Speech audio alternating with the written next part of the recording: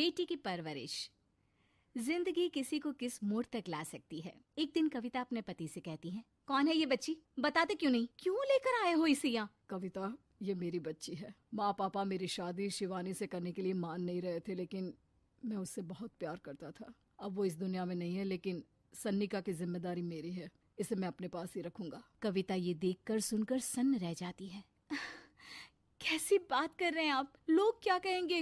मैं कैसे इस बच्चे के साथ जीवन चलाऊंगी? देखिए, इसे देखकर मुझे टेंशन हो रही है। आप इसे ले जाइए यहाँ से। मेरी भी तो बेटी है, मैं उसका हक कैसे मार दूं? दिनेश कविता को किसी तरह समझा लेता है। देखो सन्निका, ये आज से तुम्हारी माँ है, इन्हें तुम्हें माँ कहना है। कविता को तो सन्निका को देखना भी गवारा नहीं है, फिर वो उसकी माँ कैसे बन पाती? और शायद दिनेश भी ये हकीकत जानता था। कुछ साल बाद देखिए, अब राधिका बड़ी हो गई है, उसके लिए किसी अच्छे घर का रिश्ता देखिए ना। शादी तो करवानी है ना? हाँ, लेकिन सन्निका उससे बड़ी है, पहले तो उसकी शादी तय करेंगे ना। जमाना जानता है कि वो एक नाजायज लड़की है, कोई उससे शादी क्यों करेगा? ऐसे भी आता है क्या उसे, जो कोई उसे अपने घर की बहू बनाएगा? तभी वहाँ सन्निका आ जाती है। पापा, मुझे स्कॉलरशिप मिल गई है, आगे का सारा खर्चा यूनिवर्सिटी वाले उठाएंगे। मैं कल ही वहाँ हॉस्टल में शिफ्ट हो रही हूँ। लो, सुना दिया ना फैसला। अरे अब क्यों शिफ्ट हो रही हो? पहले ही हो जाती शिफ्ट। दुनिया में यूं कालिक तो ना होती हमारी। क्या यार कविता, एक तो खुशी की बात है कि लड़की को कुछ आगे बढ़ने पढ़ने का मौका मिल रहा है, लेकिन नहीं, तुमको तो केवल ताना मारना ही आता है। जाकर देखो शिवानी क्या कर रही है। अरे हाँ, मैं शिवानी को दूध देना भूल गई, वो कैसे उठेगी? कविता को ये सुनकर गुस्सा आ जाता है। हाँ हाँ, अपनी किताबों से फुर्सत मिले तब ना। मेरी बेटी ना कुछ खाए ना कुछ पिए, यही तो चाहती हो तुम। सन्निका, जिसने कभी कविता से बात ही नहीं की थी, क्योंकि वो उसे हमेशा कोसती, वो वहाँ से बिना कुछ कहे निकल जाती है। खाना तो पूरा बन गया, अब जाकर आराम से पैकिंग करती हूँ, कल वक्त से निकल जाऊंगी। देखिए जी, वैसे तो ये लड़की मुझे एक आंख पसंद नहीं, अपने कमरे में पैकिंग कर रही है। अरे मुझसे तो कभी बात भी नहीं करती। आप साफ साफ बोल दीजिए उसे कि घर से जाएगी तो सारा काम कौन करेगा? उसकी माँ। माँ का नाम सुनकर सन्निका भी वहाँ आ जाती है। नहीं, वो कैसे करेंगी, वो तो मर गई है ना। उस मनहूस औरत को मेरे घर में याद करने की कोई जरूरत नहीं है, समझी? वैसे भी ना होते हुए भी तेरी शक्ल में लगता है कि वो हमारे बीच में ही है हमेशा से। तो ठीक है ना, जब जा रही हूँ तो क्यों प्रॉब्लम हो रही है आपको? सन्निका घर से निकल रही थी। कविता ना चाहते हुए भी सन्निका को रोक लेना चाहती थी, और वजह थी सिर्फ उसकी सोशल लाइफ का डिस्टर्ब हो जाना। किटी में कविता की सहेलियाँ कहती हैं, क्या बात है, तू परेशान सी लग रही है, सब ठीक तो है ना? क्या हुआ, उस सन्निका ने फिर कोई तमाशा किया क्या? अरे नहीं नहीं, चली गई, वो तो ऑक्सफोर्ड की कोई NGO है, उसकी स्कॉलरशिप मिली है। मेरा भाई बता रहा था कि उसका तो फ्यूचर ब्राइट है। अरे चल ना, तुझे क्या, तेरा तो पीछा छूटा उससे। अरे कैसे क्या नहीं, घर का सारा काम करती थी। इसकी छोटी बेटी को भी तो उसी ने संभाला था, याद है? उसकी छोटी बेटी का जो केस हुआ था, वो भी अपने सर ले लिया था। हाँ, तो बदले में सारा खर्चा भी तो हम लोग ही उठा रहे थे ना। और पता है, वो मुझसे बात भी नहीं करती, जैसे पता नहीं मैं ही उसके माँ के मरने के लिए जिम्मेदार हूँ। अरे खुद को क्यों दोष दे रही है?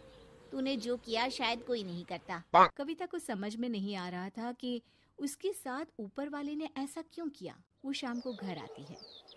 आज तो बहुत खुश होगी तुम, एक बला से छुटकारा मिला ना तुमको। बेचारी की जिंदगी नरक बना कर रखी थी। वो तो कहते हैं ना, ऊपर वाला सब देखता है। देखो, चुन लिया उसने अपना रास्ता। कविता का मन तो करता है कि वो पति को सब कुछ सुना दे, लेकिन सामने सास खड़ी होती है।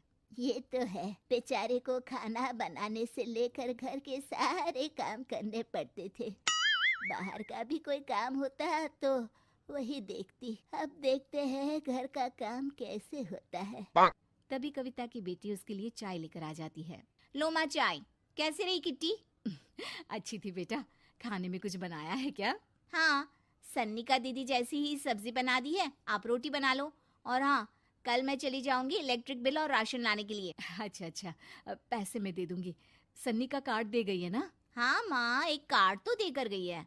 अरे चोर नहीं थी वो, मेरे बेटे का ही खून है। पता नहीं कितना घमंड भरा है इसमें। अरे छोड़ो ना माँ, जिसको जो बनना था वो बन ही जाएगा। अच्छा माँ, कल चलना है उसके कॉलेज में, सभी पेरेंट्स को बुलाया गया है। अब कविता तो जाने से रही, तो हम ही साथ चलते हैं। हाँ बेटा, उस बिन माँ की बेटी का है ही कौन। अब क्या था, कविता का गुस्सा फूट पड़ता है। आप लोगों के जैसे तो इंसान नहीं देखे मैंने। अरे मेरे सामने ही अपनी नाजायज बेटी को लाकर बिठा दिया। रोज मैं उसे देखती तो एहसास होता कि कैसे आपने मुझे इतना बड़ा धोखा दिया। जरा सोचिए तो, अगर ऐसा ही कुछ मैंने किया होता तो। अरे रहने दे, क्या नहीं किया तूने उसके बदले में। उस मासूम के साथ क्या क्या करती थी सब जानते हैं हम। अरे छोड़ो ना माँ, ये तो एक बात लेकर बैठ जाती है। चलो सोने चलते हैं। अगले दिन दिनेश और उसकी माँ सन्निका के कॉलेज में जाते हैं। कैसी हो बेटा, मेरा नाम रोशन करना। जरूर पापा, ये ले बेटा पैसे रख ले। नहीं, वो कविता ने काट दिया है। अरे बेटा, वो माँ है तुम्हारी, उसका नाम क्यों लेती हो? अरे हटाओ भी, क्या ही क्या है उसने इसके लिए, क्यों माँ बोले। तभी वहाँ सन्निका की टीचर आ जाती हैं।